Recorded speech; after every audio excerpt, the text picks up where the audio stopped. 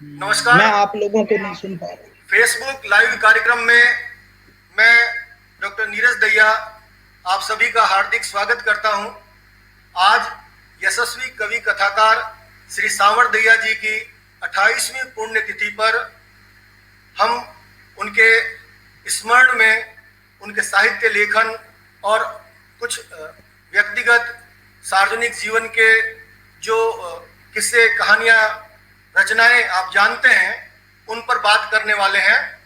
मैं आज की चर्चा में आपके साथ सहभागी रहेंगे। मेरे साथ आदरणीय बुलाकी शर्मा जी, नवनीत जी पांडे, राजेंद्र जोशी जी, डॉक्टर गिरी और गौतम अरोड़ा जी, जगदीश गिरी जी और गौतम अरोड़ा जी सांवर दैया जी के साहित्य पर बात करेंगे। कुछ संस्मरण भी रहेंगे हमारे इस कार्यक्रम में। लेकिन सबसे पहले मैं जिन पाठकों और दर्शकों के लिए सांवर दैया जी का नाम कम परिचित है या उनके बारे में कम जानकारी रखते हैं, स्मरण के लिए, मित्रों के लिए एक छोटा सा परिचय उनके जीवन के बारे में आपसे साझा करना चाहता हूं।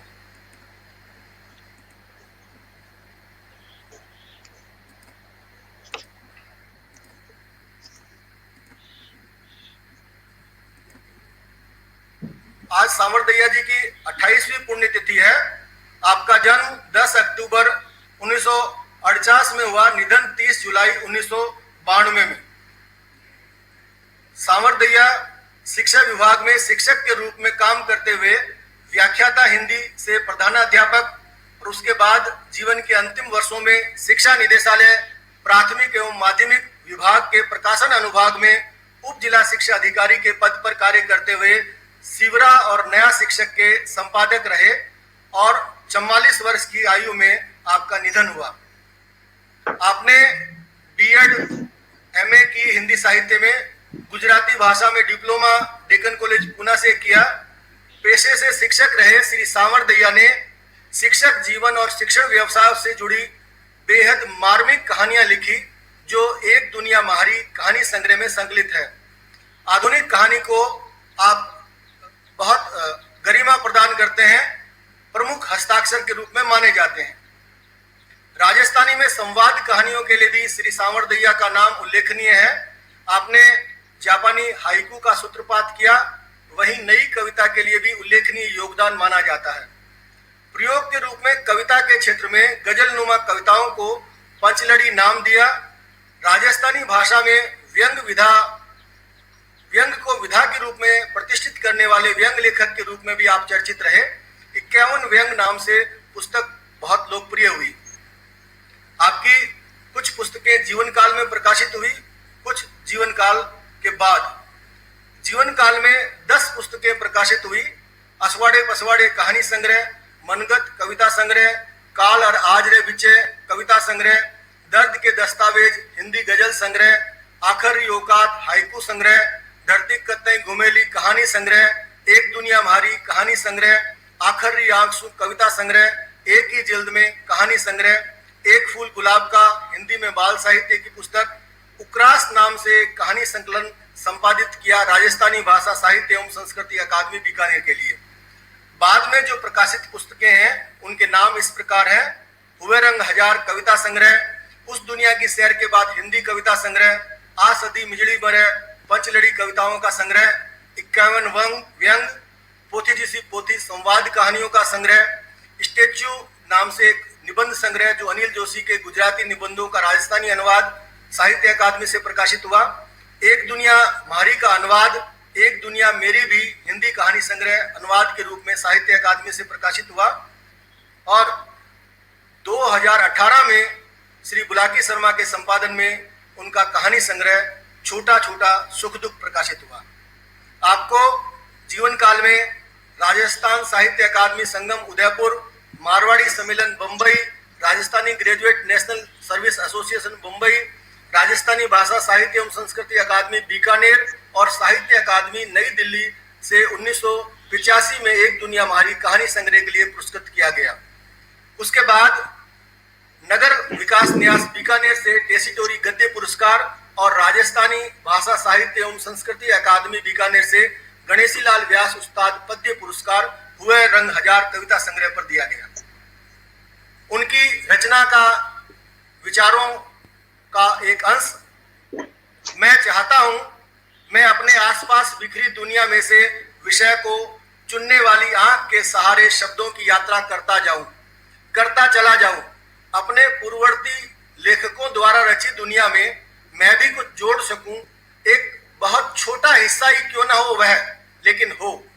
इतना कुछ कह चुकने के बाद यदि मेरी रचना में वह नहीं है तो फिर अपनी धारणाओं की व्याख्या का क्या अर्थ रह जाता है। अंततोगत्वा रचना को ही रहना है। रचना के माध्यम से ही हम किसी को पहचानते हैं, अर्थात रचना ही पहचान बनाती है। एक कविता से इस कार्यक्रम का आरंभ करता हूं मैं ना सही मेरी जगह मेरा रचा तो रहा, मैं ना सही मेरी जगह मेरा रचा तो रहा, चलो अच्छा है इसी बहाने मैं कुछ बचा तो रहा। तो आज के इस फेसबुक लाइव कार्यक्रम में मैं एक बार आप सभी मित्रों का हार्दिक स्वागत करता हूं।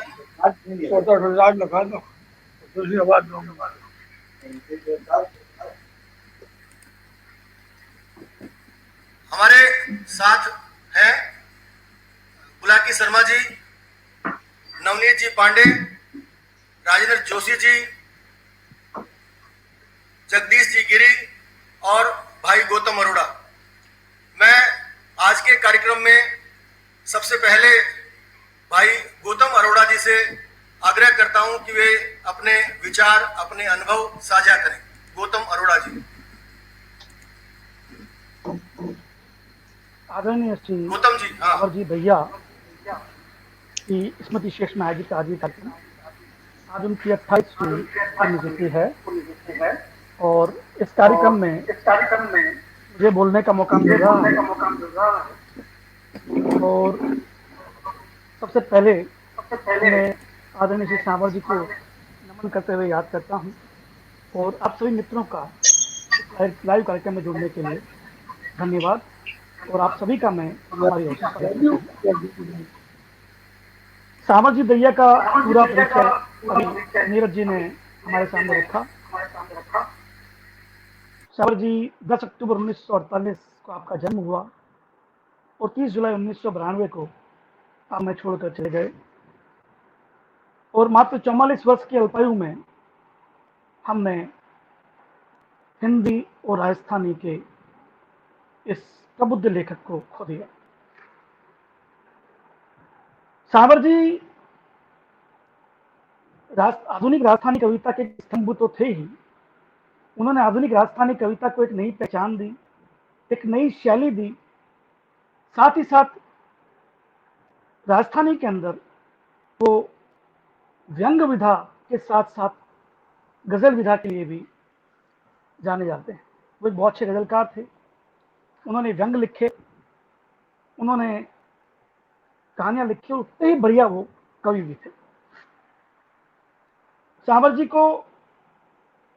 सांवर जी ने जब जो रचनाएं राजस्थानी में की, वो राजस्थानी साहित्य को समकालीन भारतीय साहित्य और अन्य भारतीय भाषाओं के साहित्य के समकक्ष खड़ा करती है। गद्य के अंदर उन्होंने जितना काम किया, उस काम में राजस्थानी गद्य साहित्य को हिंदी और अन्य भारतीय भाषाओं के गद्य साहित्य के बराबर खड़ा करने में निश्चित रूप से एक महत्वपूर्ण योगदान दिया। मैं मूल रूप से आज उनके कविता क्रम पर बात करूंगा। सांवर जी कुल 1 दर्जन से ज्यादा पुस्तकें प्रकाशित हुई, जैसा नीरज जी ने शुरू में परिचय में बताया। मनगत, आखरी औकात, आखरी आंख सूं, कल काल और आज रे बिच्चे, आज सदी मिजली मरे और हुए रंग हजार आपकी राजस्थानी कविता की कृतियां हैं। आपकी एक गजल कृति है दर्द के दस्तावेज, जो 1978 में प्रकाशित हुई। काल और आज रे बिच्चे, जो 1977 में प्रकाशित हुई।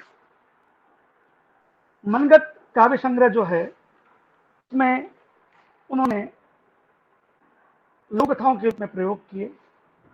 सावर जी राजस्थानी में एक प्रयोगधर्मी कवि और कहानीकार के रूप में जाने जाते हैं। कविता के अंदर उन्होंने जो प्रयोग किए वो अपने आप में एक मिसाल है। जापानी छंद हाइकू की शुरुआत राजस्थानी में सावर दहिया आवाज ने आनी की। बंद हो गई। हेलो हेलो जापानी छंद बोलिए हाइकू बोलिए गौतम जी। जापानी छंद हाइकू की शुरुआत उन्होंने राजस्थानी में करी और उसके बाद साथ ही साथ राजस्थानी में गजलों को भी वो एक नई ऊंचाई तक ले गए। उनकी किताब आ सदी मजली में रहे, जो उनके जन्म के पश्चात 1996 में छपकर आई, उसमें उनकी पंचलड़ी कविताओं का प्रकाशन हुआ। पंचलड़ी कविताएं ही उस तत्कालीन समय में राजस्थानी के लिए एक नया अनुप्रयोग थी। तो करोड़ है। हालांकि इसके बाद बहुत से राजस्थानी लेखकों ने हाइकू और पंचलड़ी कविताओं का सृजन किया, परंतु सावर जी जो है वो इस शैली के पायनियर कहे जा सकते हैं। मैं दोनों ही पक्षों की बात करूंगा। आवाज नहीं आ रही गौतम की। सावर जी एक बहुत ही साफ दृष्टि से लिखने वाले रहे और उनका जो मुख्य लिखा हुआ है वह 1970 के बाद लगातार लिखते रहे और जो भी उन्होंने लिखा उसमें समकालिक परिस्थितियों का पूरा पूरा प्रभाव रहा और प्रगतिशील चिंतन और प्रगतिशील लेखन उनके लेखन में स्पष्ट नजर आता है। सावर जी एक लेखक की जिम्मेवारी को बहुत बेहतरी से समझते थे और तमाम साहित्यिक उठापटक से बाहर वो एक लेखक के रूप में, जिम्मेवार लेखक के रूप में अब कई चीजों को स्वीकार करते थे और अपनी बातें तटस्थ रखते थे। मैं दर्द के दस्तावेज जो 1978 में प्रकाशित हुई, उसमें सावर जी ने कुछ स्वीकारोक्तियां की। उसमें एक स्वीकारोक्ति मैं पढ़ के सुना रहा हूं। आपने लिखा, पक्ष और विपक्ष की भूमिका निरंतर चुनौती बनकर सामने आती है। हमें सुविधाएं प्राप्त करनी है या सत्य की अभिव्यक्ति। सुविधाएं प्राप्त करने वाले और सत्य की अभिव्यक्ति करने वालों की कतार निश्चित रूप से एक नहीं हो सकती। हम सत्य या सुविधा किसका चयन करते हैं, इसी पर हमारी आगामी भूमिका निर्भर करेगी। 30 साल की उम्र में इस तरह की स्वीकारोक्ति करना, जहां आपके सामने आपका लेखन का पूरी शुरुआत की है, पूरा करियर पड़ा है, ये अपने आप में सावर जी के व्यक्तित्व पर प्रकाश डालने वाली बात है।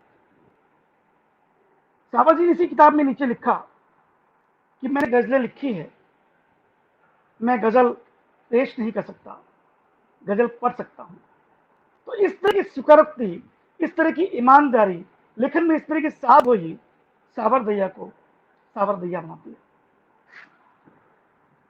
सावर जी की कविताओं को जब हम पढ़ेंगे तो निश्चित रूप से मैं ये कह सकता हूं कि उनकी कविता की सबसे खास बात थी उनकी भाषा शैली। उनकी एक सामान्य भाषा शैली जो उन्हें पाठक के बिल्कुल नजदीक ले जाती है।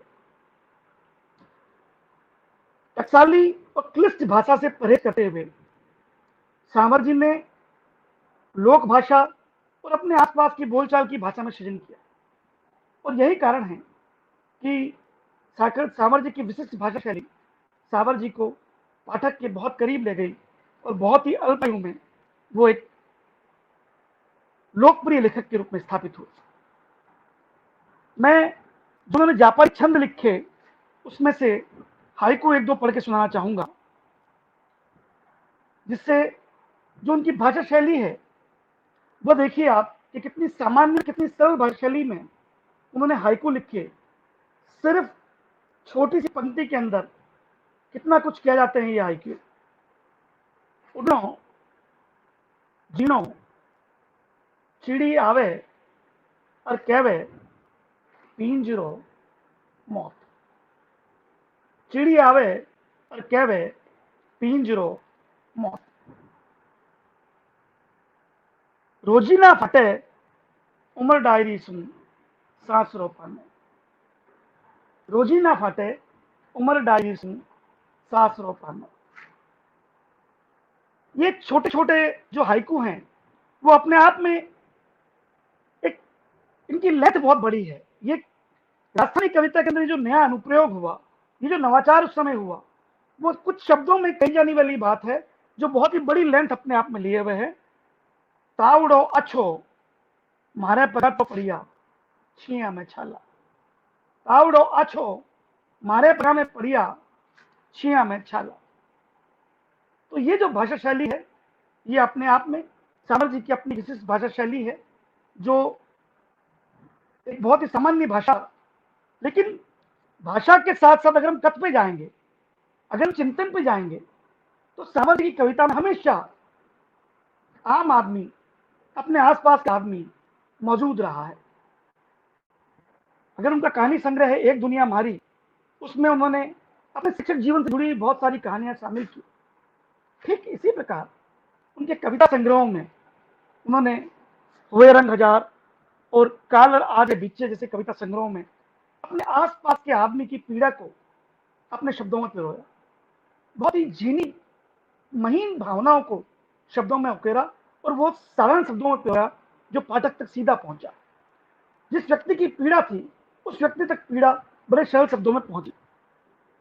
एक पंचलड़ी शैली की कविता है जो मुझे बहुत पसंद है, मेरी पसंदीदा कविता है।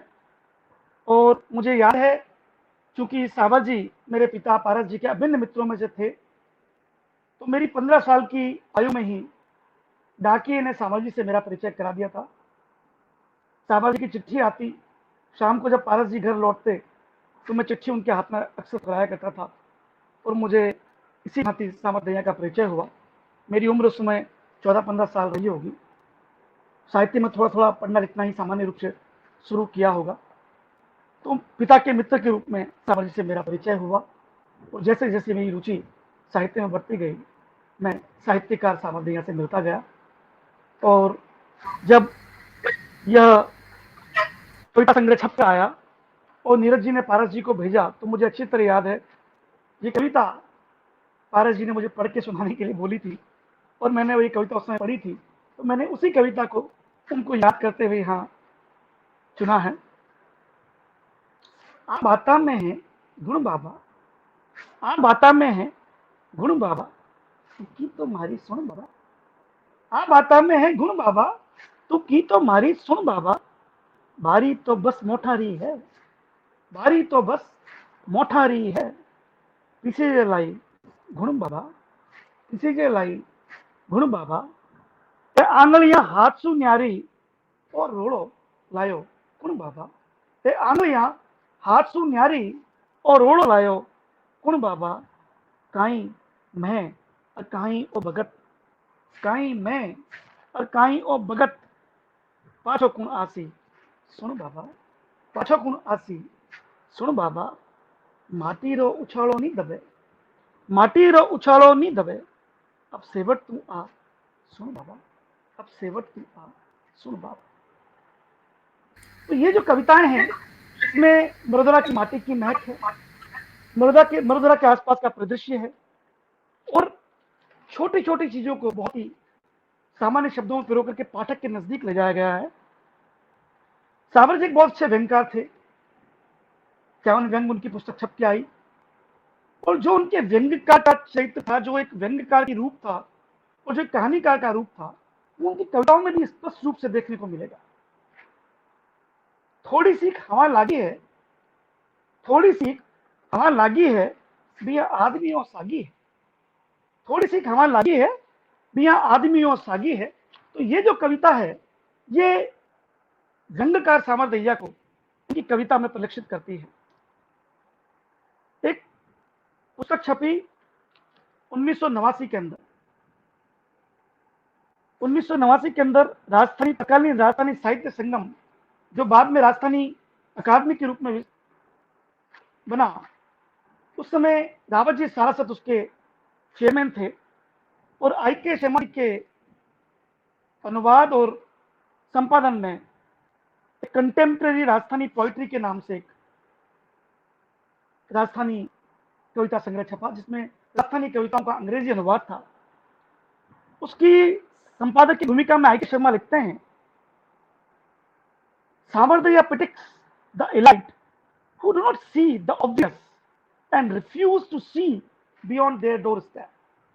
तो सावरकर जी की जो कविताएं थी, सावर जी की, वो बिल्कुल हाशिए पे खड़े और अपने आसपास के आम आदमी की पीड़ा को साथ लेके उन्होंने चमक दमक और सत्ता को हमेशा नकारा।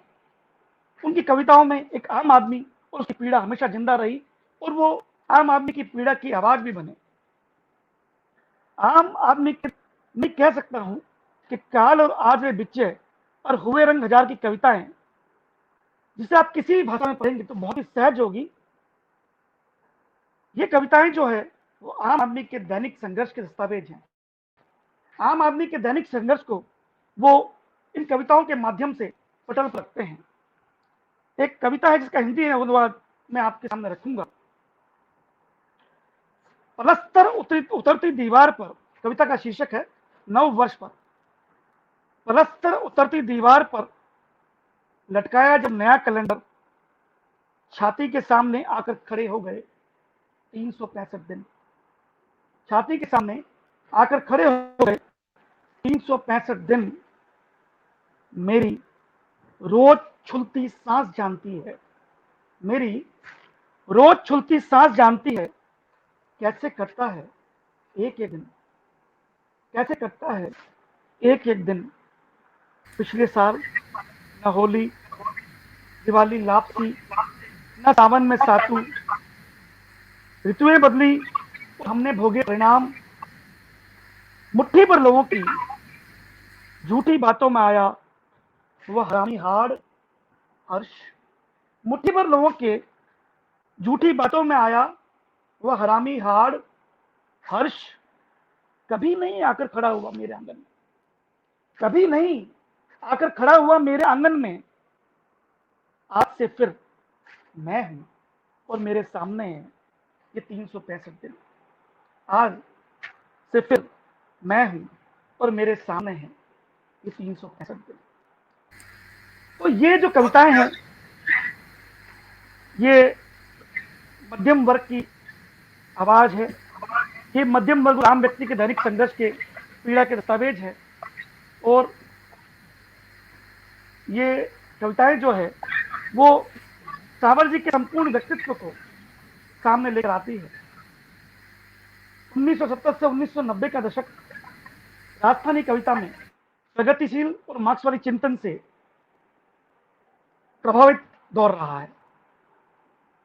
मार्क्सवादी दर्शन का प्रभाव कभी चाहे किसी भी धारा में रहा, उसकी वैचारिकता कुछ भी रही, लेकिन मार्क्सवादी दर्शन का प्रभाव हर कवि के 70 से 90 के दशक के लेखन के ऊपर पड़ा।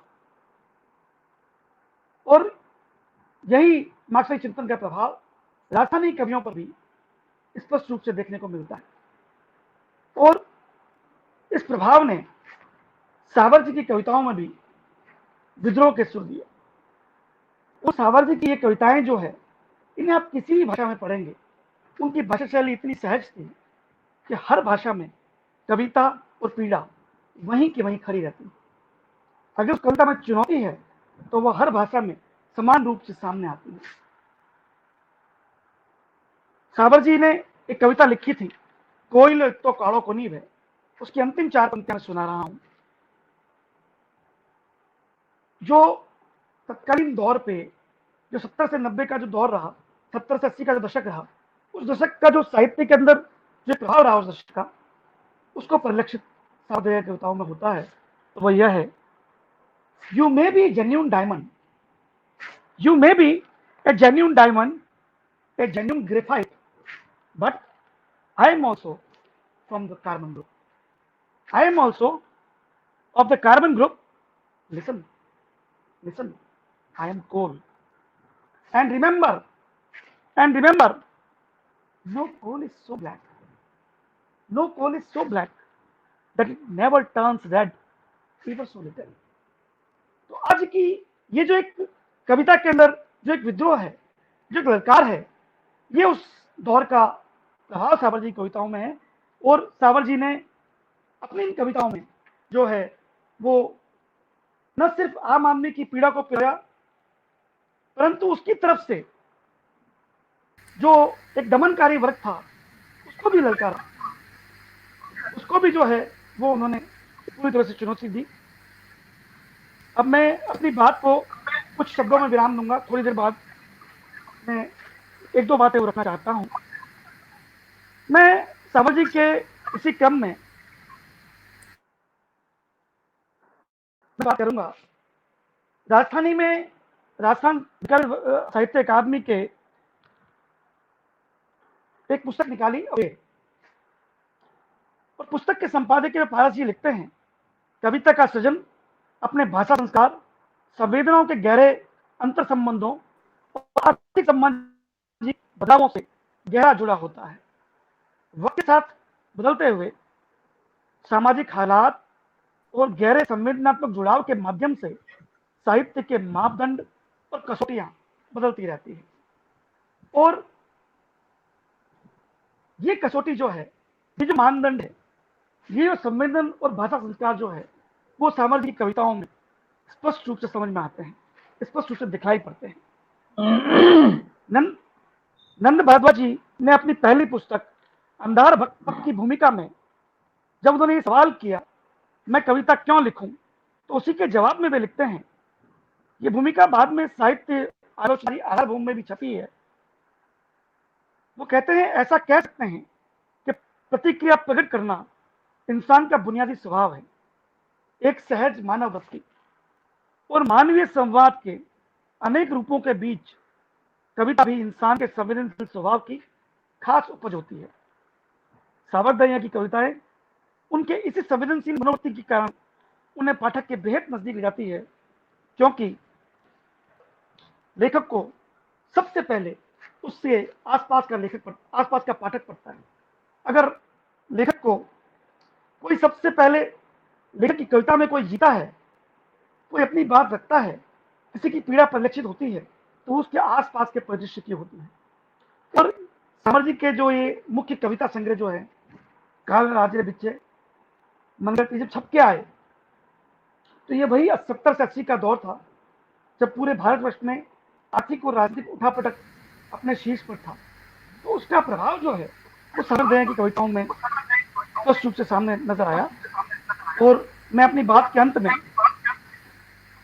एक उनका सावर जी का कविता संग्रह है काल आजरे बिच्चे, उसमें मेरी एक पसंदीदा कविता है, उसी समय का थोड़ा ख्याल रखें। गौतम जी लास्ट कविता पढ़ लो। बिल्कुल लास्ट कविता है।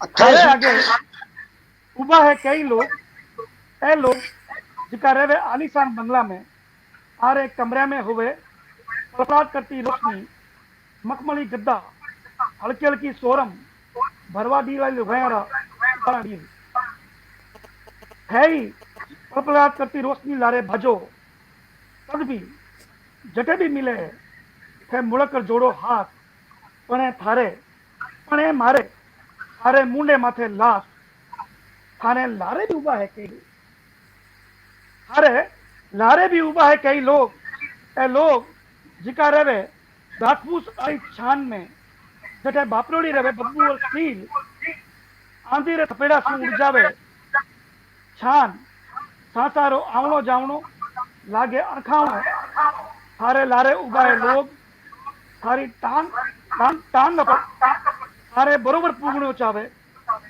छोड़ आपरी घास फूस वाली चांद बदबू असील, जब भी जठे भी तै मिले थाने जोड़े हाथ, पंथे मारो आरे मुंडे माथे लात, एक लात मारो लारे उभाने, 10 लात खाओ आगे उभारी, तै छोड़े कोनी थारी टांग, थे छोड़ो कोनी बारी टांग, काई ठा कुण कटे पुगेला, पण आ तो बता सिलसिलो कहीं खत्म पण हुएला, या हरमेश चालतो ही रवेला, इनी बात आगे उभारी उभारता रहेला टांग, और लारे उभारी मारता रहेला लात।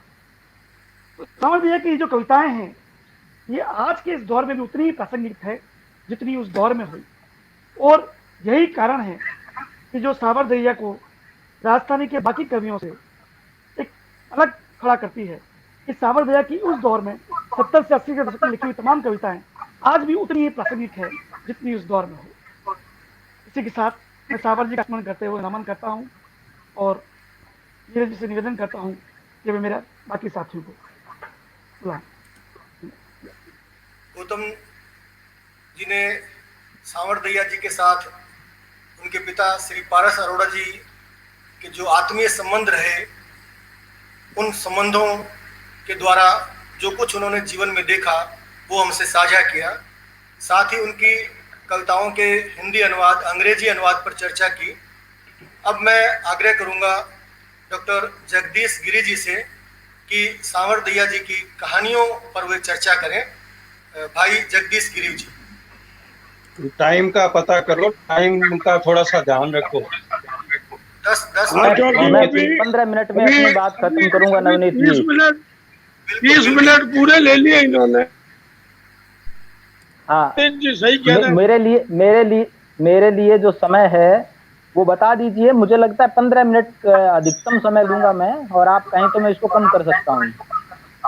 10 मिनट में बात करें सर, है ना? कार्यक्रम 1 घंटे में पूरा करना चाहते हैं। धन्यवाद। ठीक है। सबसे पहले मैं राजस्थानी के मूर्धन्य कथाकार, कवि, व्यंग्यकार और सबसे बड़ी बात कि राजस्थानी कहानी में एक युगांतर उपस्थित करने वाले श्री सांवरजी दहिया को मैं आज याद करता हूँ, उनको नमन करता हूँ, और उनको नमन करते हुए उनकी कहानियों पर कुछ जो मेरी समझ है, जो पाठकीय दृष्टि से मैं उसको देखता हूँ, उस पर बात करूँगा।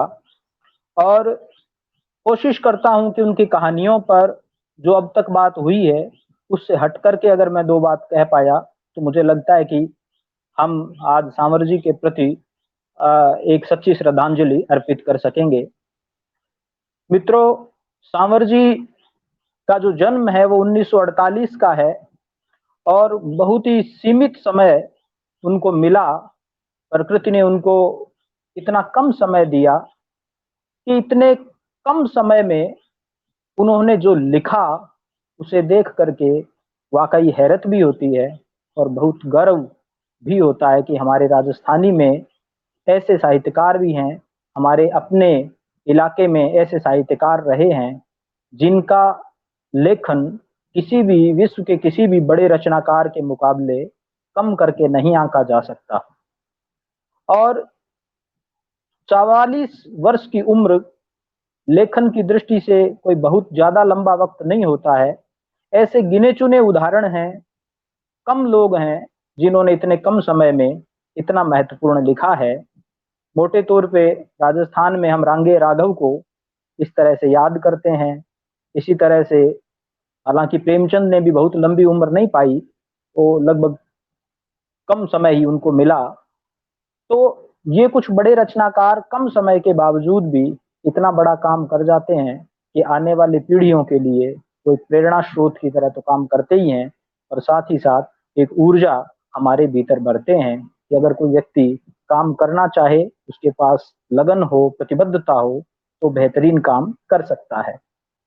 मैं यहाँ से अपनी बात शुरू करता हूँ और अधिकतम चूंकि मेरे पास समय 10 मिनट ही है तो मैं कुछ जरूरी सूत्रों की तरफ इशारा करते हुए अपनी बात कहूंगा।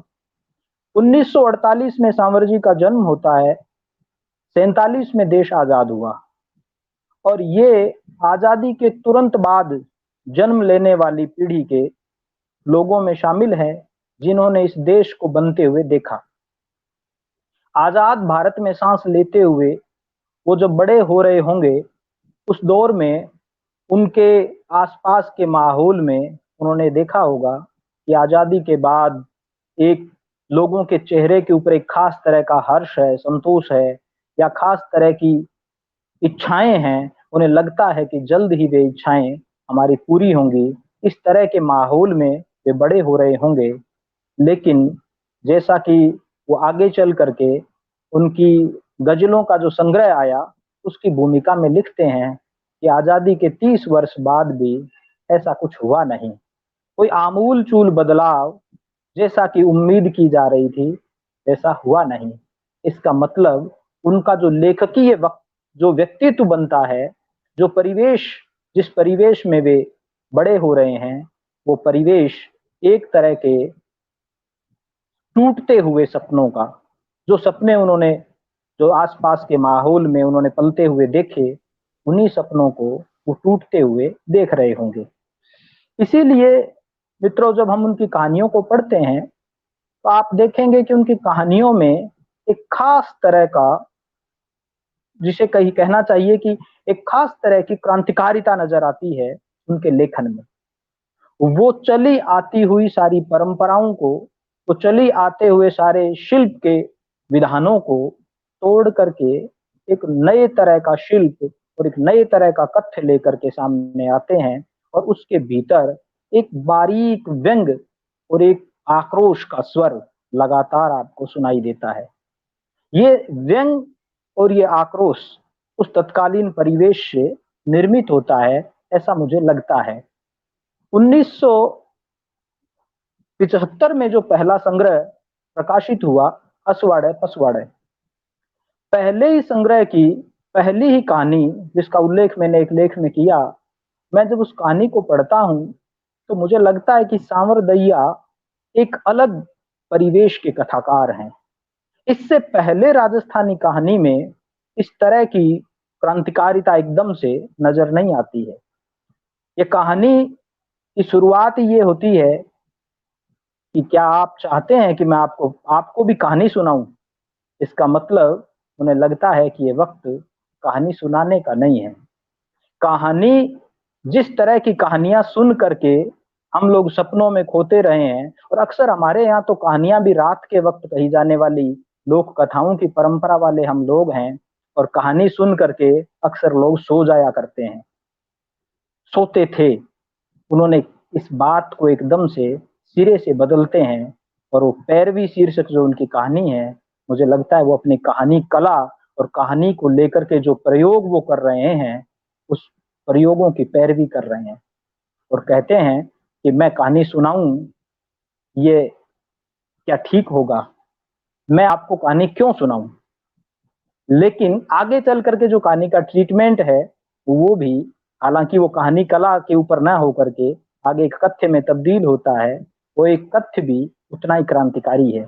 और क्रांतिकारी कथ्य इस अर्थ में कि राजस्थान के जिस तरह की सामंतवादी पृष्ठभूमि और जिस तरह का अतिरिक्त दबाव यहाँ मानवीय संबंधों को लेकर के रहता है, उसको तोड़ते हुए वो कहते हैं कि मेरे जो संबंध किसी एक महिला के साथ हैं, वे मित्रवत संबंध भी तो हो सकते हैं।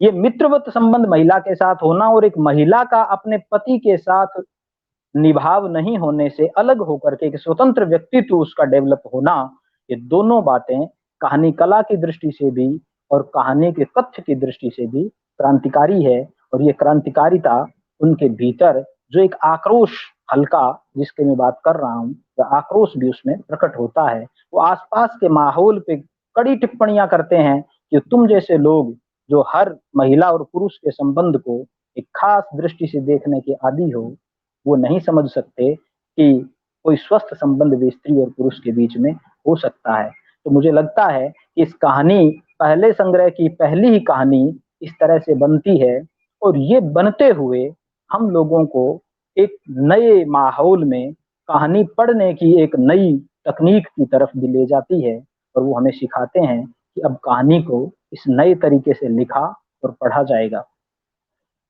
एक और बात जो मैं देखता हूं कि सांवर जी की कहानियां एक खास टेक्निक से बनी है, इसके पीछे भी मुझे लगता है कि उनका जो एक विचारक रूप है वह सबसे ज्यादा असर रखता है।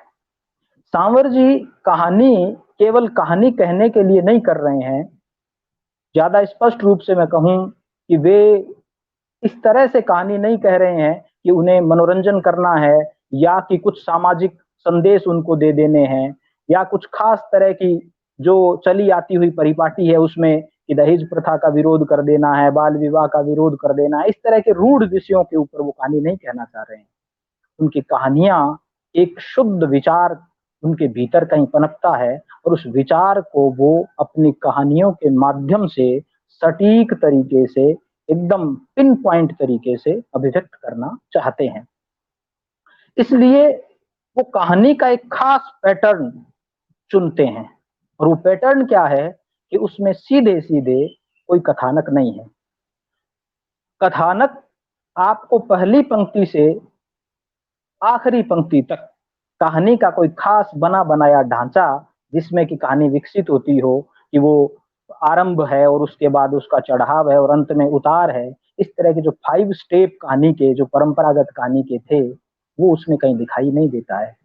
कहानी बहुत ही एक नए अंदाज से शुरू होती है, एक कौतूहल के साथ कहानी शुरू होती है और वह कौतूहल कहानी के मध्य तक आते आते एक स्थिर और धैर्य में बदल जाता है। जो चिंतक रूप उनका कहानियों के पीछे है वो ये कि वो पाठक को किसी चमत्कार की तरफ नहीं ले जाना चाहते हैं। वो पाठक को एक ऐसी दुनिया में ले जाना चाहते हैं जो उनके अपने आसपास के लोगों और उन लोगों के भी मन की गहरी परतों के भीतर जो कुछ चल रहा है उसको बताने के लिए वो कोशिश करते हैं कि वहां तक उतरा जाए। इसलिए उनकी कहानी का शिल्प इस अर्थ में अनोखा है कि अधिकतर कहानियों में वो मैं की तरह नरेटर खुद आता है और कई जगह जब नरेटर खुद नहीं आता है, जैसे कि एक कहानी पहले ही संग्रह की जो अंतिम कहानी है गड़ी बनता घर, उसमें नरेटर खुद नहीं है, लेकिन जो मुख्य नायिका है कहानी की वही नरेटर की भूमिका में आ जाती है। इस टेक्निक का इस्तेमाल उन्होंने लगभग सारी कहानियों में किया और अधिकतर कहानियों में हम देखेंगे कि उनके पात्रों के नाम कोई स्थायी इस तरह के नाम नहीं है, बल्कि कोडिंग है। Master number 1, master number 2, headmaster number 1, headmaster number 2। तो ये जो 1 से 10 अध्यापकों के केवल नंबर हैं, इसका कारण ये है कि वो किसी पात्र को उतना बड़ा नहीं समझते हैं। उन्हें लगता है कि जो विचार, जो बात उन्हें कहनी है वह महत्वपूर्ण है। ये इस पे किसी की असहमति हो सकती है कि कहानी का ये पैटर्न जहां पात्र उतने स्वतंत्र नहीं हैं जितने स्वतंत्र होने चाहिए, तो क्या ये कहानी का कोई कमजोर पक्ष है? लेकिन मैं पर्सी लुबक की एक बात को दोहराते हुए कहना चाहता हूं कि कहानी का कमजोर पक्ष नहीं है, बल्कि एक कहानी की एक ऐसी टेक्निक है जिसके जरिए कथाकार अपनी बात को ज्यादा गहरे तरीके से कहना चाहता है। पर्सी लुबक को संजीव ने अपनी किताब में उद्धृत करते हुए कहा है कि कथा कहने की एक शैली है, जिसे हिंदी में अनुवाद करके कहें तो वो है सीमित अवलोकन। सीमित अवलोकन का मतलब ये है कि अगर कथा में आए हुए किसी घटनाक्रम को हम कथाकार की दृष्टि से देख रहे हैं या कथाकार नरेटर उसमें मुख्य पात्र नहीं है बल्कि किसी अन्य पात्र के माध्यम से उसको हम देख रहे हैं, तो वह थर्ड पर्सन का सीमित अवलोकन है, तृतीय पुरुष का सीमित अवलोकन है। इसका मतलब ये हुआ कि अब हम किसी पात्र के बारे में उतना ही जानेंगे जितना या तो कथाकार हमें बता रहा है या फिर कोई और पात्र जो उसमें कथाकार की भूमिका में आ गया है, नरेटर की भूमिका में आ गया है, वो बता रहा है।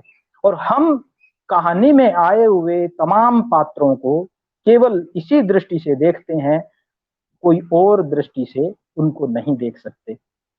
उस पात्र के बारे में हम उतना ही जान पाते हैं जितना कि वह नरेटर जानता है।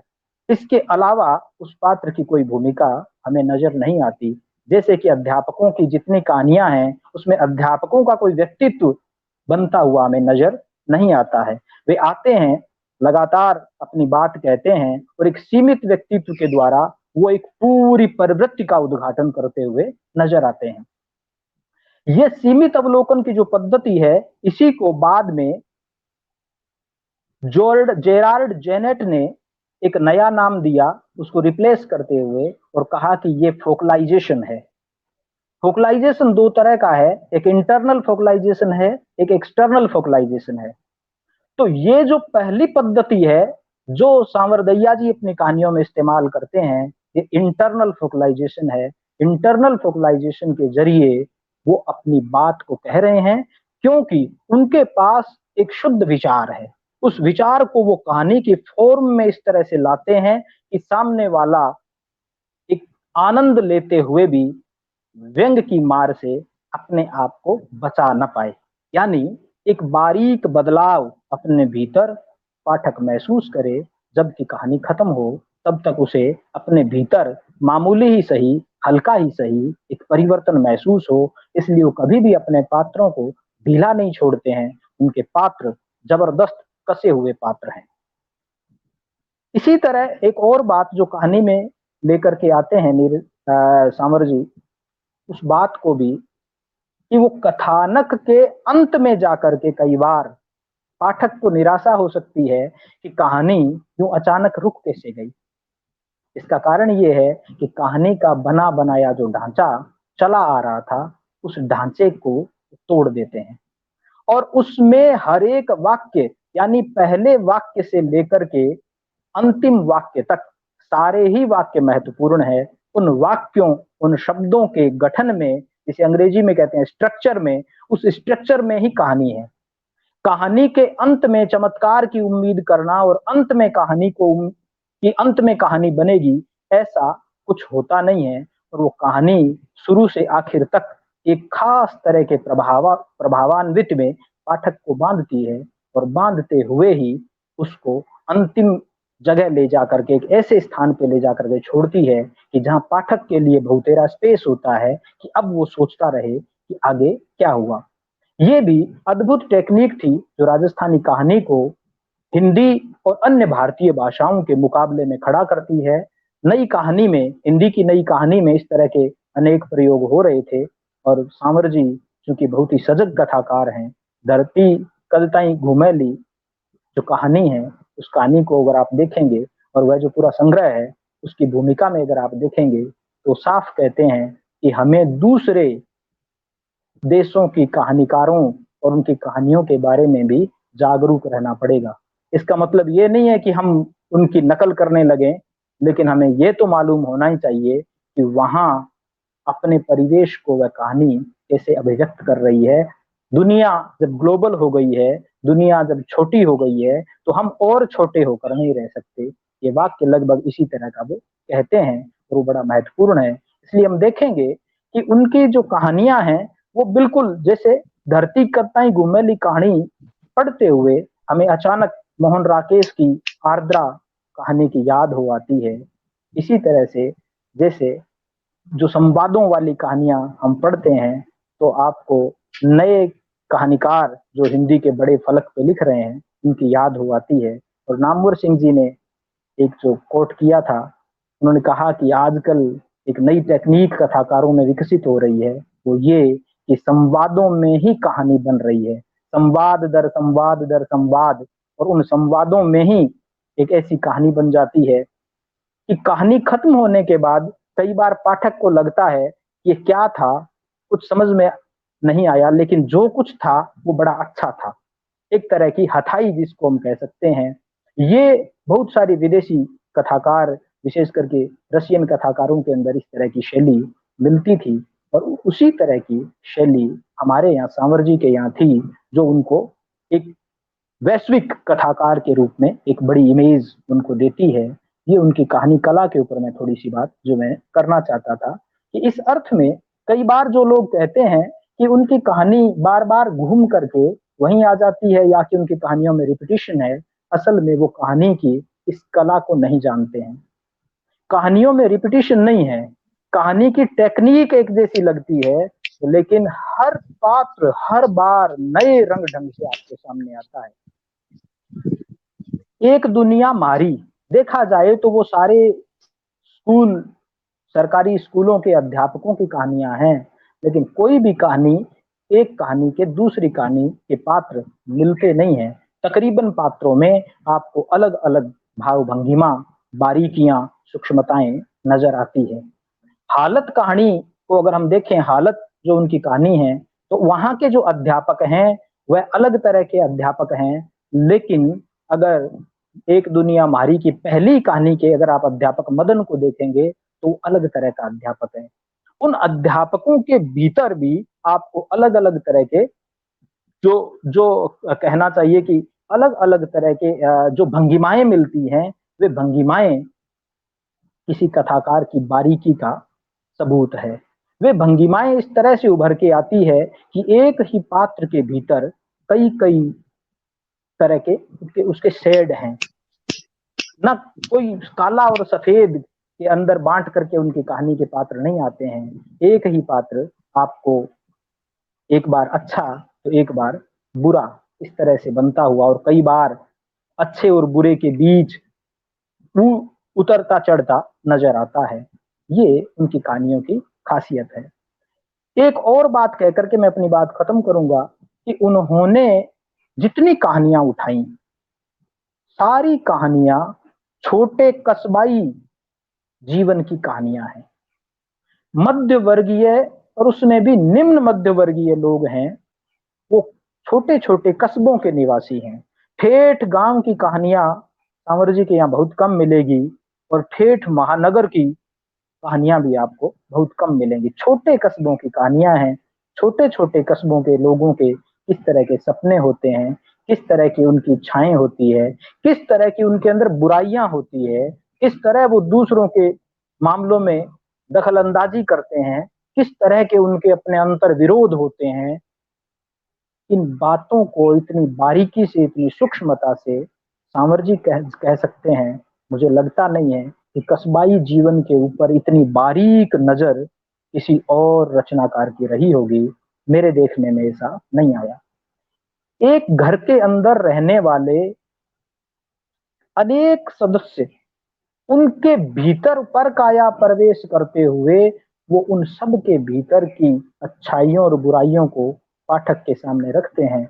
और बहुत सारी कहानियां आप देखेंगे तो अलग अलग छोटे छोटे टाइटल्स में बांट करके लिखी गई है। उसका कारण ही यही है कि वो पिता के ऊपर जब लिखते हैं उसी कहानी में, तो पिता को एक अलग दृष्टि से देखते हैं, माँ को ऊपर लिखते हैं तो माँ को एक अलग दृष्टि से देखते हैं, भाई को एक अलग दृष्टि से देखते हैं। ये सब मिल करके जो एक समूचा परिवार है, उस परिवार को फिर वो अपने नैरेटर की दृष्टि से जब देखते हैं तो उन्हें लगता है कि किस तरह से समाज में एक बारीक बदलाव आ रहा है, और वो बदलाव इस समाज के हक में नहीं है।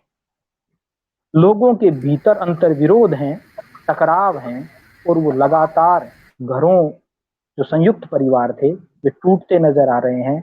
आपस में बार बार वो एक शब्द काम में लेते हैं, सुनियाड़ और अमूजो। ऐसा लगता है कि घुटन लोगों के भीतर घर कर गई है। छोटे छोटे सुखों की तलाश में लोग परेशान हैं। उनके कोई बड़े सपने नहीं हैं, लेकिन रोजमर्रा की जो जरूरतें हैं वे जरूरतें भी पूरी नहीं हो रही हैं। इसके पीछे इस बहाने वो देश दुनिया की सारी राजनीति को भी देख रहे होते हैं। एक कहानी में जब दो अध्यापक बात करते हैं और जाकर के गांव में देखते हैं इंदिरा गांधी का पोस्टर लगा हुआ है, इंदिरा लाओ देश बचाओ, और तो नरेटर अचानक से राजनीतिक विचारक की तरह अपनी बात कहता है। एक अध्यापक कहता है कि ले तो आया था ने, अब वो संभाल देश, जो बदलाव करना है वो बदलाव करो। हमने तुमने कहा ना इंदिरा लाओ देश बचाओ, तो हमने देश ले आए आपको, अब आप देश में बदलाव कीजिए।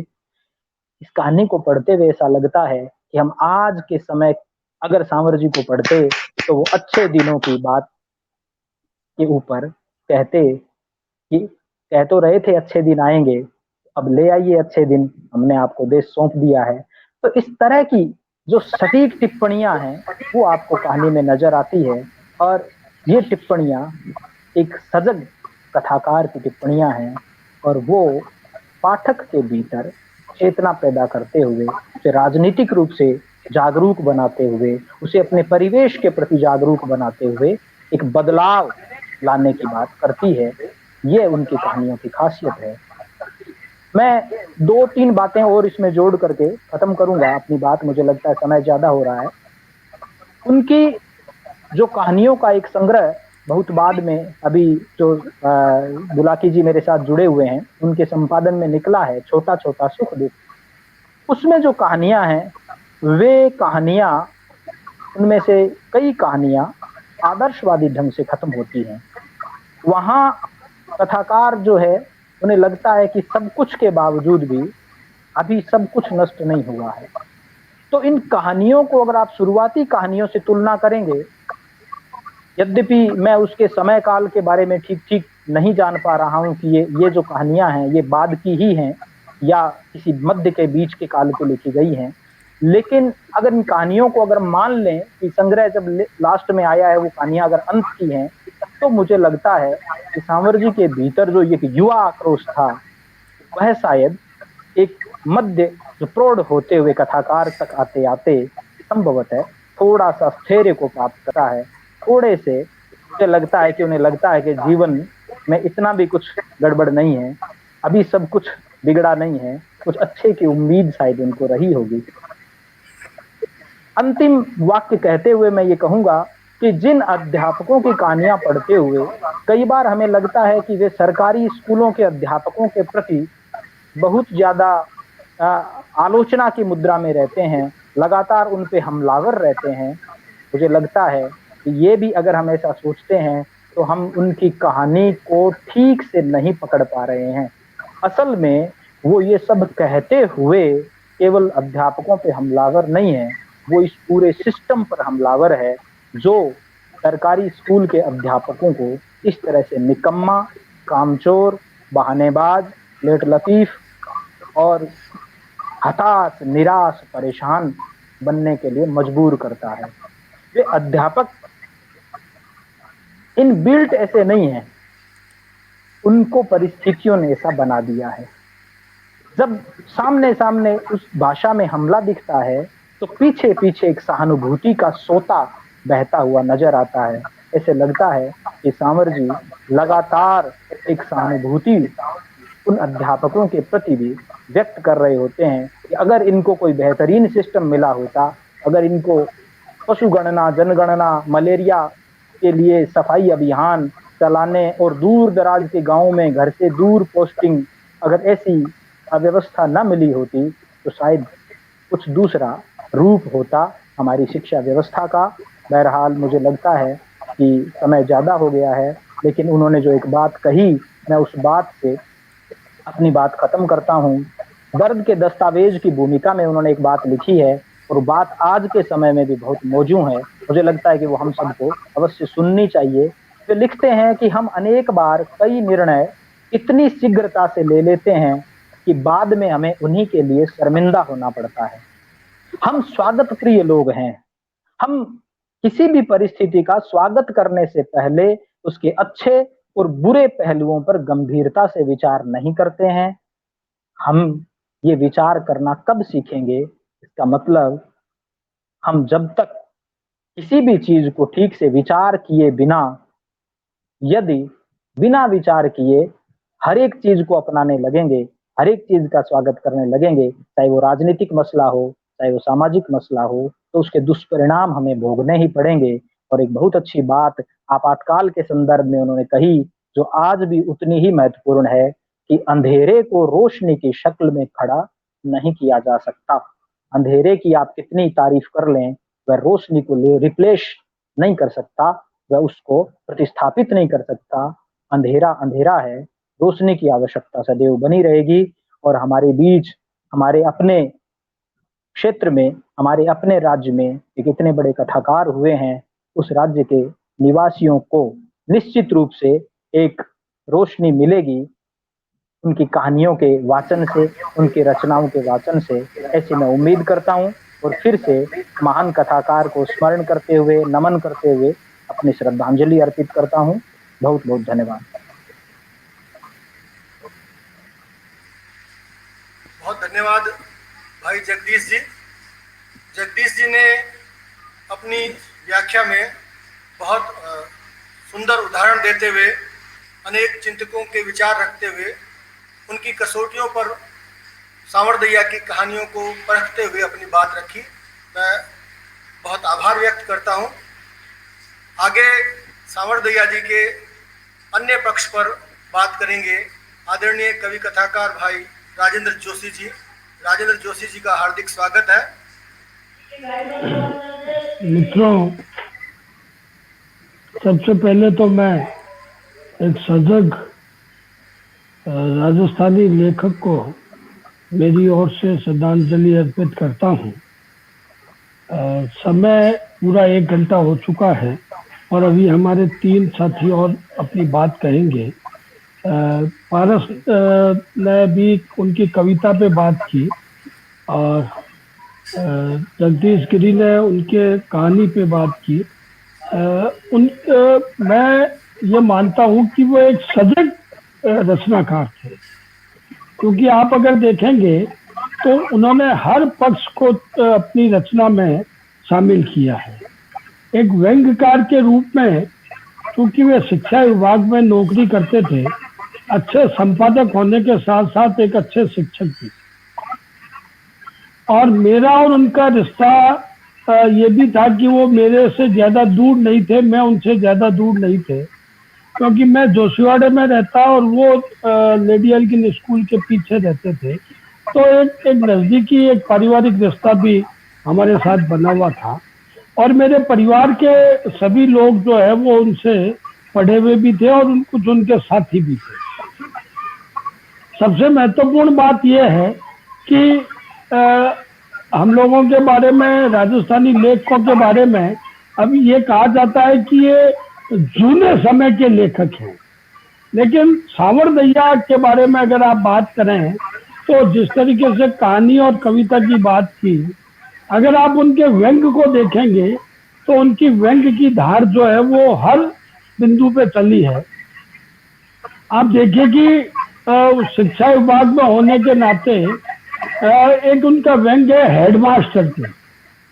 हेडमास्टर पे वो कहते हैं कि जिस तरीके से मास्टर जो है वो अध्यापक से जब हेड बन जाता है तो उसका बात करने का तौर तरीका, उसके कानून बड़े सख्त हो जाते हैं। और वो ट्यूशन पे भी बात करते हैं, किस तरीके से वो अपने खुद के आसपास के परिवेश में देखते थे। सांवर जी खुद ट्यूशन नहीं करते थे, लेकिन अर्थ से ट्यूशन पे उन्होंने एक राजस्थानी का जो व्यंग लिखा है वो बहुत ही चर्चित व्यंग हुआ है। और शिक्षा विभाग में वो ट्यूशन के नाम पे उन लोगों को एक चर्चित व्यंग के रूप में पहचान मिली। आप एक बात और देखेंगे कि जो राजस्थानी कविता पे भी उन्होंने बहुत करारा व्यंग किया। वो कहते हैं कि राजस्थानी कविता जिस तरीके से आधुनिक कविता अपना स्थान बनाने लगी और छोटी छोटी कविताएं, तो वे उन कविताओं पे भी बात करते हैं कि फलान सन की कविता, फलर सन की कविता, इस तरीके से करते हुए वे अपनी बात हमेशा कहते हुए अपनी बात को मनाने की बात करते हैं। आप देखिए कि किस तरीके से एक रचनाकार सजग होता है कि समाज के अंदर लोग निंदा किस तरीके से करते हैं और निंदा से रस किस तरीके से आता है, वो अपने व्यंग में बहुत ही अच्छे तरीके से बात कहते हैं। नवनीत जी, आप बुरा ना माने, क्योंकि सांवर दैया लेखक के रहन सहन पे भी बात करते हैं कि लेखक के लिखन राज्य का नुक्सा है वो, क्योंकि बहुत सारे हमारे जो लेखक हैं वे किस तरीके से वो थोड़ी दाढ़ी बढ़ाएंगे, जोड़ा रखेंगे और लेखक दिखने के लिए वो लेखक रहते हैं, तो उसमें भी वो करारा व्यंग करते हैं। उन्होंने किसी भी चीज को, किसी भी क्षेत्र को, किसी भी विषय को और किसी भी समाज की जो विकृति है उसको भी छोड़ा नहीं है। आप सांवर जी के जो जिस तरीके से कहने की एक कला थी, मैं उस कला को खुद भी आगे बढ़ाता हूँ, क्योंकि मैं मेरी कहानियों में कभी भी एक तरफा बात नहीं रखता।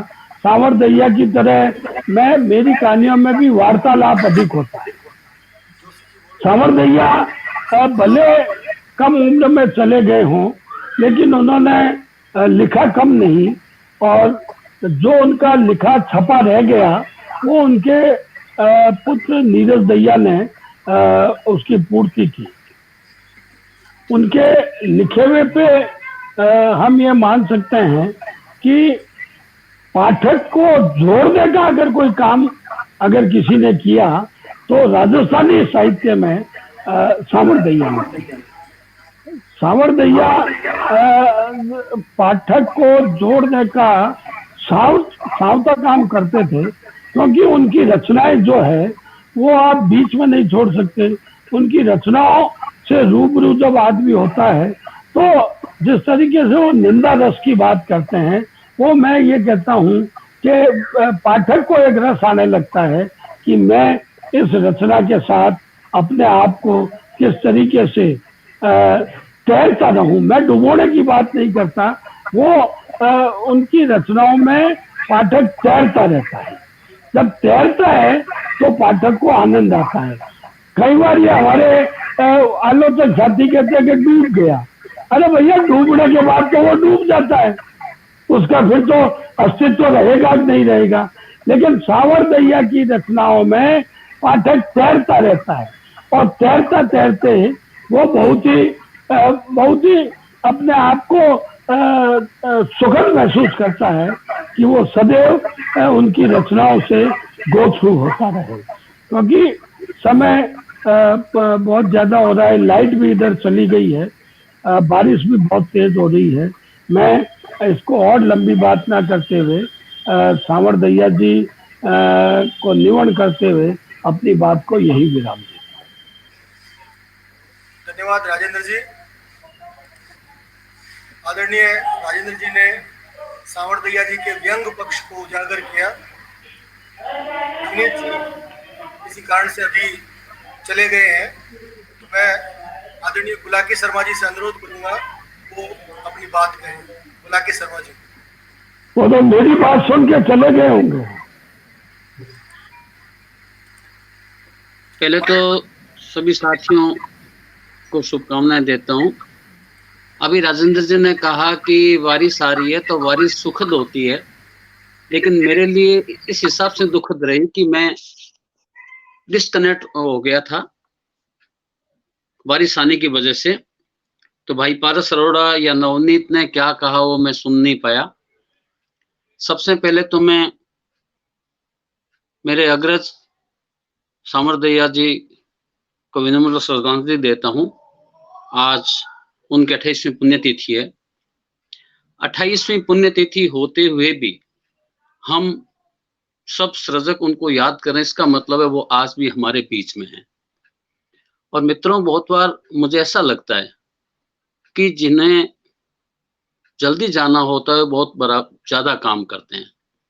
सांवर जी मात्र 44 साल की अवस्था में हमसे जुदा हो गए। तो अगर यूं देखें अपन, डॉक्टर रांघे राघव हैं, मनुष देपावत हैं, ये भी बहुत कम उम्र में गुजर गए थे, लेकिन उन्होंने भी विपुल मात्रा में सृजन किया। तो सांवर दैया बराबर सृजन करते रहे और हर विधा में सृजन करते रहे। बहुत बार ऐसा कहा जाता है, मैंने 1990 के अंदर जागती ज्योत में एक साक्षात्कार किया था। उसके अंदर ये मैंने सवाल भी किया था, क्योंकि जब 1990 में 1992 के अंदर तो उनका देहावसान हो गया था, तब मैंने उनसे सवाल भी किया था कि ऐसा कहा जाता है कि राजस्थानी के फेलियर वो हिंदी के फेलियर और राजस्थानी में आते हैं। तब उनका बड़ा सटीक जवाब था। उनका ये कहना था कि जो जहां फेलियर है वो दूसरी जगह भी फेलियर रहेगा। हिंदी में अगर फेलियर राजस्थानी में आएगा तो राजस्थानी में भी टिकेगा नहीं। तो वो हिंदी में भी बराबर दिखते थे, लेकिन राजस्थानी में उन्होंने बराबर इसलिए लिखा कि राजस्थानी भाषा अपनी मातृभाषा के प्रति उनका अगाध लगाव था। इस लगाव की वजह कि उन्होंने हाइकू को पहली बार राजस्थानी में लेके आए वो, और राजस्थानी कहानी जब उन्होंने शुरुआत की थी तो उस वक्त लोक कथा के नजदीक बहुत ज्यादा थी, तो उन्होंने राजस्थानी कहानी को नई दिशा और दृष्टि दी। अभी भाई डॉक्टर जगदीश गिरी कह रहे थे कि वो एक क्रांतिकारी कथाकार हैं, मैं उनकी बात की तायद करता हूँ। तो क्रांतिकारी कथाकार हम इस रूप में कह सकते हैं कि उन्होंने शिल्प और कथ्य दोनों स्तर पे राजस्थानी कहानी को ऊंचाइयां प्रदान की। उनसे पहले की कहानियों में आदर्शवाद था और आदर्शवाद के साथ साथ जिस रूप में वर्तमान मौजूदा समय को लेकर लिखा जाना चाहिए वो उसमें बहुत ही कम था। और ये भी कह सकता हूँ कि उस वक्त चैलेंज लेने वाले कहानीकार कम थे, विषय को लेके उन्होंने बराबर चैलेंज स्वीकार किया, चैलेंज स्वीकार करते हुए उन्होंने लिखा। और यही वजह है कि जब भी बात राजस्थानी कहानी की होती है तब उनका नाम तो लिया ही जाता है। यहाँ फिर मैं एक विवादास्पद मुद्दा है उसकी बात भी करते हुए झिझक नहीं रहा हूँ, वो भी बात कहूंगा। हमारे यहाँ पे राजस्थानी कहानी के काल को लेके बात होती है, तो ये मैंने देखा है कि उस काल में अलग अलग बहुतों के नाम हो, लेकिन जिसने भी इन नामकरण करने की कोशिश की है उन्होंने सांवर दैया का नाम तो जरूर रखा है। उनका सबका ये कहना है कि राजस्थानी कहानी को नई दिशा देने वाले, नए एक टर्निंग पॉइंट देने वाले सांवर दैया ही हैं, इसको तो कोई अस्वीकार कर ही नहीं सकता। अभी मुझे बड़ा अच्छा लगा कि डॉक्टर जगदीश गिरी ने उनकी कहानी पहले कहानी संग्रह से लेके अंतिम जो उनके देहावसान के बाद में मेरे संपादन में प्रकाशित हुआ था वहां तक की कहानी की उनकी पूरी विस्तृत यात्रा है, उसे बहुत ही बारीक विश्लेषण किया और उनके काफी मत से मैं सहमत हूँ। उनका कहना सही है कि राजस्थानी कहानी का ढांचा उन्होंने तोड़ा। साथ में यह बात भी सही है कि उनकी कहानी सिर्फ कहानी नहीं है, एक वैचारिक स्तर पे हमें आंदोलित करती है, उद्वेलित करती है कि इस समाज में बदलाव कैसे हो। छोटी छोटी बातों को लेते हुए वो अपनी कहानी का ताना बाना बुनते हैं और इस तरीके से पाठक को विस्तृत कर देते हैं कि उसे लगता है कि कुछ न कुछ वर्तमान यथास्थिति उससे हमें बदलाव करना ही चाहिए। बहुत बार यहाँ पे बतौर कवि के रूप में भी बात हुई। राजस्थानी में व्यंग विधा की अगर बात करें तो राजेंद्र जोशी जी ने उनके राजस्थानी व्यंग को लेके बहुत कुछ बातें कही है। व्यंग मेरा प्रिय विषय भी रहा है आज भी, और यह मैं कह सकता हूं कि राजस्थानी में व्यंग को हास्य से दूर करने वाले सांवर दैया ही हैं। उस वक्त हम देखते हैं कि हास्य का ज्यादा पुट अपने राजस्थान में रहा करता था, हास्या हरी मिले कह के, लेकिन उन्होंने व्यंग में जो तंज होना चाहिए वो सांवर दैया के व्यंग में हमें मिलता है। और उनके व्यंग मुझे इस रूप में ज्यादा पसंद आते हैं कि वो बहुत ही आत्मपरक है। आत्मपरक के अंदर वो अपने पे कटाक्ष करते हुए जो बात कही जाती है वो ज्यादा मारक होती है। तो उनके व्यंग के अंदर वो स्वयं को ही मारते हैं, स्वयं पे ही कटाक्ष करते हैं। तो ऐसा पाठक को जब लगता है कि ये स्वयं रचनाकार स्वयं नहीं है, वो स्वयं ही एक पाठक, वो खुद ही इस बात का महसूस करता है और बहुत ही गहरे तक। और ये बात भी मुझे फिर जगदीश गिरी की बात को कोटेट करना पड़ेगा। उन्होंने कहा था कि उनके कहानियों के अंदर भी व्यंग बराबर बहता रहता है। तो अपन देखें इनकी कहानी क्या देखा जाए तो इनका स्वर ही एक व्यंगपूर्ण स्वर रहा करता था, लेकिन उसके अंदर कहीं कुटिलता नहीं थी, उसमें बड़ी सहज प्रभा से उस आपसी संवाद के अंदर भी बड़े हल्का सा पुट लेते हुए व्यंग किया करते थे। और हमारा सौभाग्य है कि हमें उनके साथ रहना पड़ा था। एक पक्ष जिस पे मैं अलग से बात करना चाहूंगा वो यह है उनके संपादन का पक्ष। संपादन के पक्ष की बात करें तो मुझे जब इन्होंने राजस्थानी भाषा साहित्य संस्कृति अकादमी के लिए उकरास कहानी संग्रह का संपादन वो कर रहे थे, तब वो उनके पास साथ रहने का मुझे संयोग भी मिला। जब ये अपन जब पवनपुरी में रहा करते थे और अंदर घुसते ही जो पहला उनका ड्राइंग रूम था, और वो ड्राइंग रूम के अंदर वहां पे जो पलंग था, पलंग के नीचे 50 कहानी संग्रह रखे रहते थे। उन्होंने कहानियां केवल ऐसा नहीं कि लेखकों को कह दिया कि आप अपनी पसंद की कहानी भेज दें, वैसा कुछ नहीं कहा। उन्होंने खुद ने सब कहानियां पढ़ी, सब कहानियां पढ़ के जो कहानियां उनको लगा कि राजस्थानी कहानी में कुछ अलग स्थान रखती है, उन्हीं कहानियों को उसके अंदर शामिल किया। तो तब तक के जितने भी कहानी संग्रह थे, केवल कहानी संग्रह ही नहीं, जितनी भी पत्र पत्रिकाएं थी, उन पत्र पत्रिका में जो भी कहानियां थी, उन सैकड़ों कहानियों को उन्होंने पढ़ा और पढ़ के उसके बाद में उन्होंने ये उकरास राजस्थानी कहानी संग्रह का संकलन किया था। तो इस तरीके की मेहनत करने वाले भी संपादक आज हमें नजर नहीं आएंगे और उकरास की जो भूमिका है वो तो आज भी देखा, मैं तो कह सकता हूं कि जो साहित्य अकादमी दिल्ली से जो रावत सारस्वत जी के संपादन में किताब आई थी, उसमें जो कहानी की भूमिका है, उसके बाद की कहानी के विस्तार को लेके उकरास के संपादकीय को हम देख सकते हैं।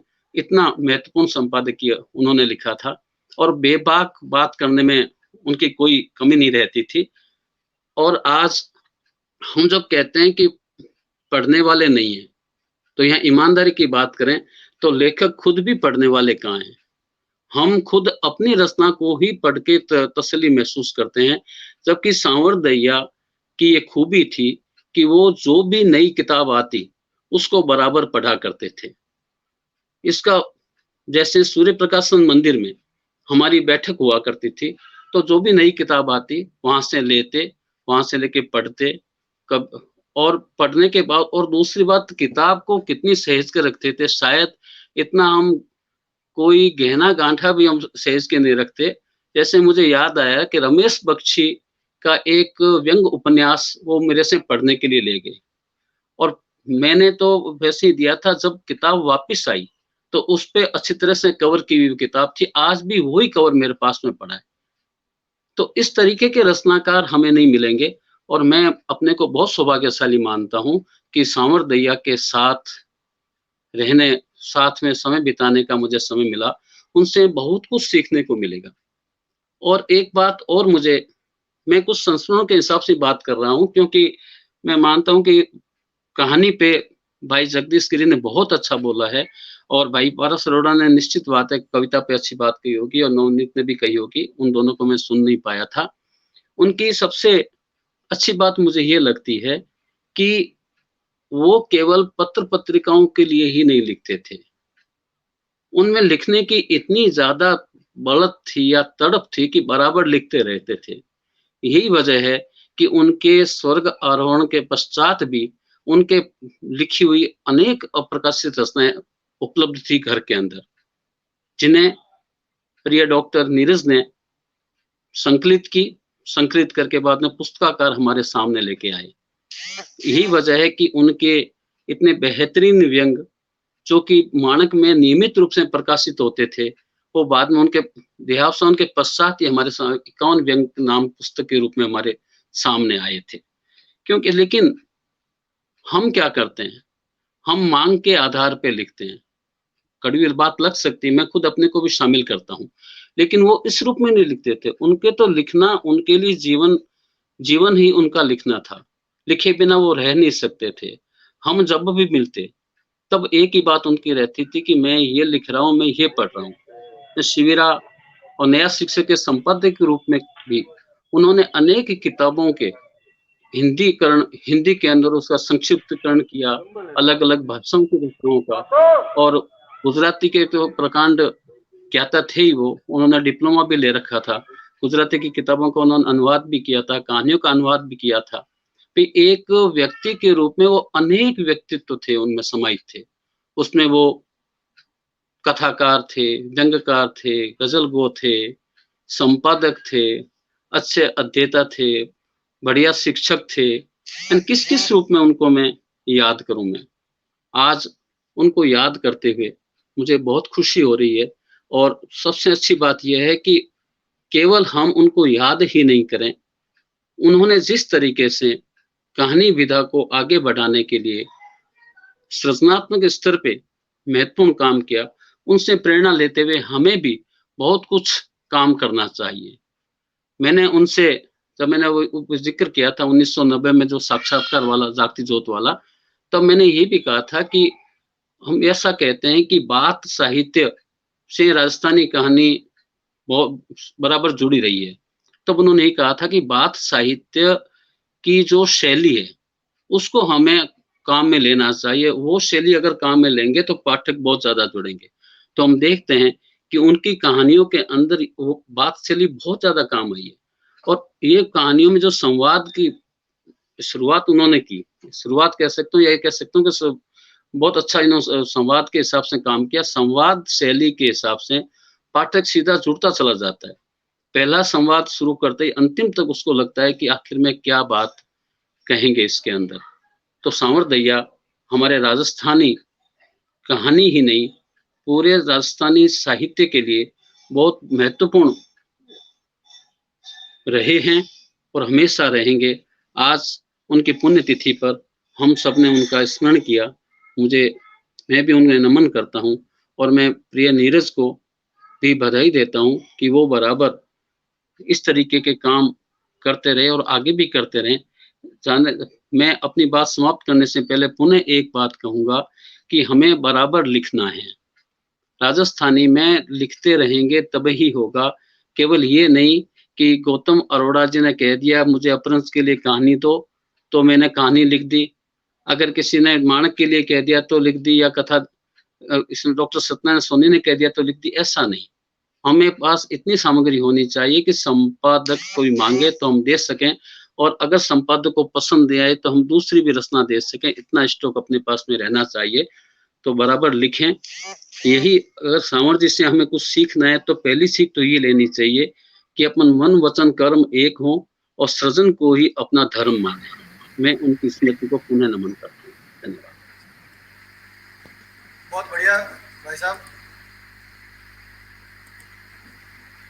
अभी प्रख्यात कथाकार व्यंग्यकार बुलाकी शर्मा जी ने अपने कुछ संस्मरण साझा किए, साथ ही अपने सांवर दैया के साथ की जो लेखकीय यात्रा है, अनुभव है, अन्य जो साथी इस चर्चा में शामिल हैं उनकी चर्चा का सार्थक विश्लेषण किया। भाई गौतम अरोड़ा जी हमारे प्रख्यात कवि संपादक पारस अरोड़ा जी के पुत्र हैं, वो इस चर्चा में शामिल है।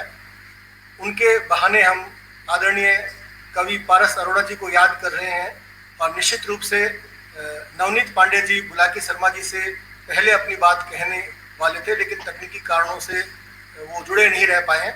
अब मैं नवनीत पांडे जी से आग्रह करूंगा कि वो अपनी बात कहें। नवनीत पांडे जी।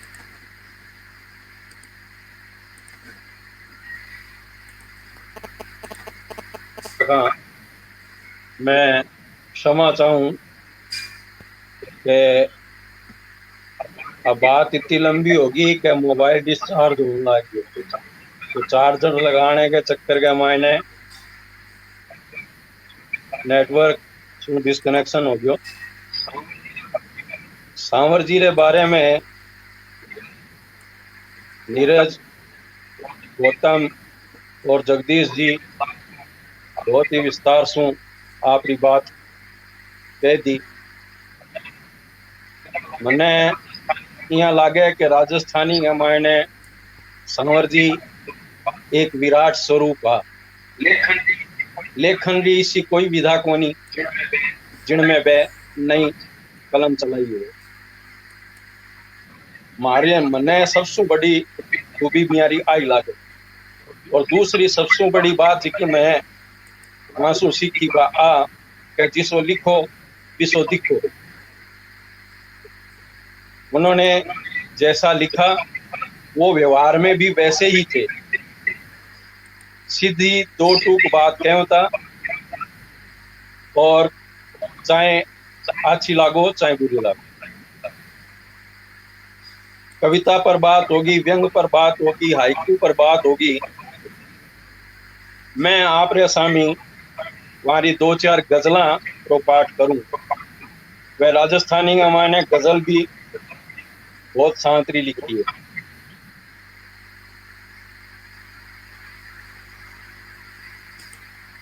गजल है देखो, सूरज ने पजावण रो ढंग देखो, रात सूती नागी तड़ंग देखो। पहली तो ओले छाने लड़ता में, अब सड़का माथे हुए जंग देखो। डुस्का सागे आया आंसू बारे, मन दुखरो बात चढ़गी चंग देखो, घराड़ा छोड़ मुलक ढुके आंगणे, घराड़ा छोड़ मुलक ढुके आंगणे, किल कितो तिरवाए कितो तंग देखो, किल कितो दरियाव कितो तंग देखो, आंधी नित निंद्रावे खेतड़दा, आंधी नित नितरावे खेतड़दा, पग उगे ओ बीज दबंग देखो, पण उगे ओ बीज दबंग देखो।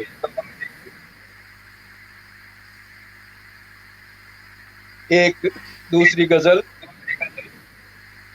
केड़ा बरस्या ए लोर भायला, घर आंगन उग्यो थोर भायला, केड़ा बरस्या ए लोर भायरा, घर आंगन उग्यो थोर भायला,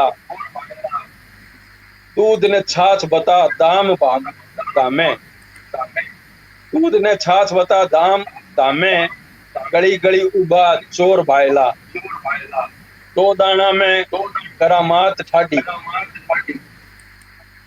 दो दाना में करामात ठाडी, टूट्यो सुत भूलिया जोर भायला, टूट्यो सत भूलिया जोर भायला, कंठा ताई आया मैं अब तो, कंठा ताई आया मैं अब तो, आई दे है बा भोर भायला, आ बातां सुन मन दिल में कोनी, आ बातां सुन मन दिल में कोनी, बात कोई नुई टोर भायला, केड़ा बरस्या ए लोर भायला, घर आंगन उग्यो थोर भायला।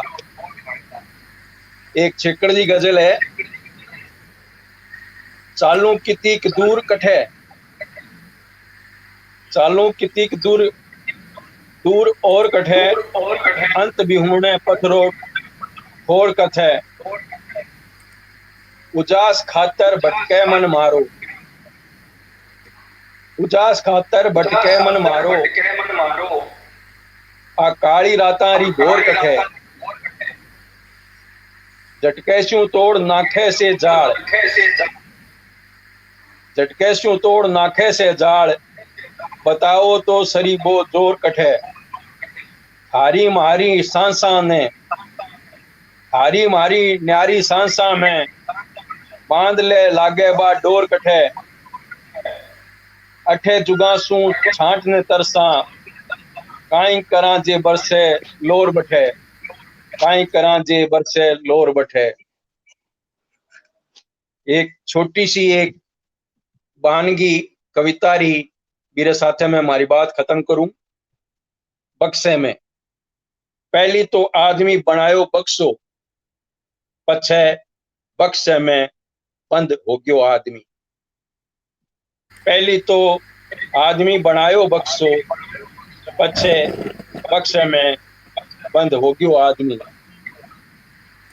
इन कविता रे साथे और इन अरदास रे साथे कि आपा सगड़ा बक्सो बनानो छोड़ गए और बक्से में बंद होनो छोड़ गए, बक्से सु बाहर निकलनो सीखा और आदमी सु आदमिया सागे रवा और आदमी बन रहूं। मैं संवर जी ने एक फेर निवन करूं और नीरज ने बधाई दूं के उन्हारे मिस आ सार्थक चर्चा आयोजित की।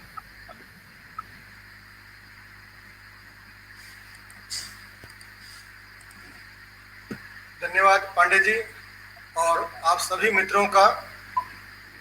यह एक नई तकनीक है जिसके माध्यम से यह पहला प्रयास मैंने किया। मित्रों के सहयोग से, मित्रों का सहयोग मिला, आपका सहयोग मिला। मैं समझता हूँ कि किसी प्रादेशिक भाषा के, क्षेत्रीय भाषा के लेखक को हिंदी अथवा अंग्रेजी में अगर हम इस प्रकार याद करें तो निश्चित रूप से वह बहुत लोगों तक पहुंच पाएगा, पाठकों तक पहुंच पाएगा। तो मैं आज की इस चर्चा में मेरे साथ शामिल होने के लिए बहुत हृदय से आभार ज्ञापित करता हूं। आदरणीय बुलाकी शर्मा जी का, राजेंद्र जोशी जी जो डिस्कनेक्ट हो गए हैं, भाई नवनीत पांडे जी, जगदीश गिरी जी और गौतम अरोड़ा जी। आप सभी मित्रों का भी बहुत बहुत धन्यवाद। आपने इतना समय दिया, आपने इतनी टिप्पणियां दी, धन्यवाद।